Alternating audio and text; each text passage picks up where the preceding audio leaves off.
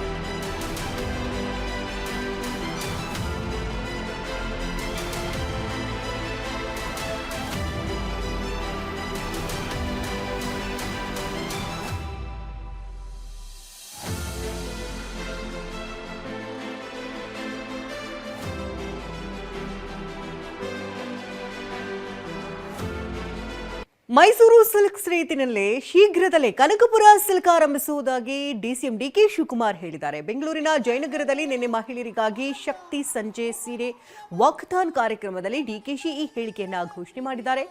ಮಹಿಳೆಯರಿಗಾಗಿಯೇ 3 guarantee ತಂದಿದ್ದೇವೆ ಅಂತ ಹೇಳಿದಂತ ಡಿಕೆಶಿ ಮುಂದಿನ ದಿನಗಳಲ್ಲಿ ಮತ್ತಷ್ಟು ಕಾರ್ಯಕ್ರಮ ಜಾರಿ ಮಾಡೋದಾಗಿ ಹೇಳಿದ್ದಾರೆ. ಇನ್ನು ಇದೇ ಕಾರ್ಯಕ್ರಮದಲ್ಲಿ ಸಚಿವೆ ಲಕ್ಷ್ಮೀ ಹೆಬ್ಬಾಳ್ಕರ್, ಶಾಸಕಿ ಸೌಮ್ಯ ರೆಡ್ಡಿ, ನಟಿ ಪೂಜಾ ಗಾಂಧಿ ಭರ್ಜರಿ ಡ್ಯಾನ್ಸ್ ಮಾಡಿದ್ದಾರೆ.